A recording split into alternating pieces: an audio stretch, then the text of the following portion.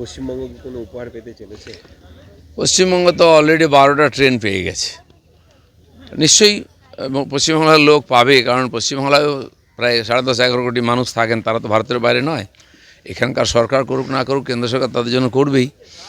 আর সারা দেশের মানুষই পাবেন নরেন্দ্র মোদীর নেতৃত্বে যে সরকার চলছে, আর গরিব কল্যাণকারী যোজনার লাভ, তার 81 কোটি মানুষ রেশন পাচ্ছেন, অন্যান্য সুবিধা পাচ্ছেন। তো সেটা ঠিকঠাক পৌঁছচ্ছে কিনা, যেগুলো পৌঁছয়নি সেটাকে শুধরানোর চেষ্টা হবে। বিভিন্ন ক্ষেত্রেতে নতুন নতুন যোজনার মাধ্যমে পুরো দেশকে এগিয়ে নিয়ে যাওয়ার চেষ্টা করবে। কোনো একটা রাজ্য বা কোনো একটা বিশেষ কমিউনিটির জন্য তো এই সরকার কাজ করে না। গ্যাসের দাম বাড়লো, তবে গৃহস্থলীর ব্যবহৃত গ্যাসের দাম নয়, কমার্শিয়াল গ্যাসের দাম বাড়লো 50 টাকা। ঠিকই আছে, দেশের অর্থনীতি এগোচ্ছে, মানুষের কাছে ক্রয় ক্ষমতা বাড়ছে, আর বিজনেসম্যানদের লাভও হচ্ছে, তো কিছু তো সামান্য বাড়বেই।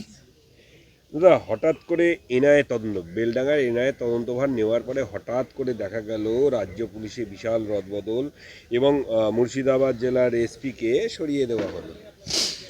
দেখুন, পুলিশের রদবদল হয়, পুলিশের অফিসারদের জায়গার পরিবর্তন হয়, কিন্তু পরিস্থিতির কোনো পরিবর্তন হয় না।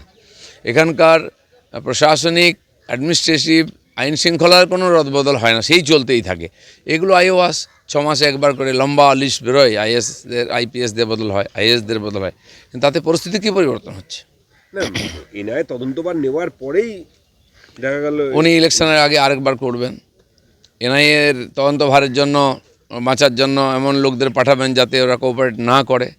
তো এই ধরনের চালাকি করেই মমতা ব্যানার্জি চালিয়ে যাচ্ছেন। একটাই ঘটনা নিয়ে রাজনীতি করা, একটাই বিজেপি কায়দা, ওটা আপনার অভিষেক। কী নিয়ে?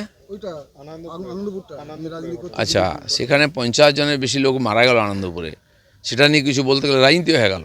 আপনারা কি বাদ দেন? জন্ম থেকে মৃত্যু, বিবাহ সব নিয়ে রাজনীতি করেন। এসআইআর নিয়ে রাজনীতি সারা দেশে কোথাও হয়নি, আপনারা করছেন। দিল্লি ছুটছেন, ভাইপো একবার, পিসি একবার, কিসের এত বাধ্যবাধকতা? সেখানে রাজনীতি অবশ্যই হওয়া উচিত। সাধারণ মানুষের জীবন নিয়ে ছিনিমিনি খেলবেন, রাজনীতি হবে না?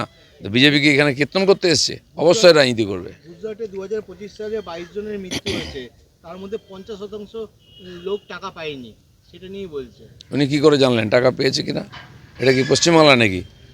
ক্ষতিগ্রস্ত লোকেদের টাকা টিএমসি লোকেরা খেয়ে নেবে। আমফানে দেখেছি আমরা, আইলায় দেখেছি আমরা, অতি সম্প্রতি বন্যা, খরা, তার টাকা পায় না লোকে, লুট হয়ে যায়, টিএমসির লোকেরা পেয়ে যায়। তো এরকম করার কোনো দরকার নেই, পারলে উনি আরটিআই করুন কি ওখানে। বলছি, এসআইআর ইস্যুতে দিল্লি যাওয়ার আগে গতকাল রাতে ফের চিঠি দিল মুখ্যমন্ত্রী গণেশ কুমারকে।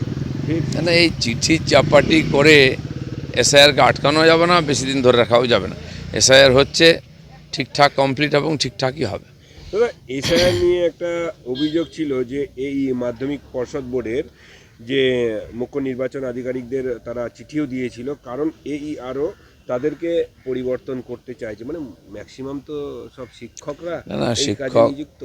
এসআইআর তো 2 মাস 3 মাস হয়ে গেল, শেষের পর্যায়ে চলে এসছে।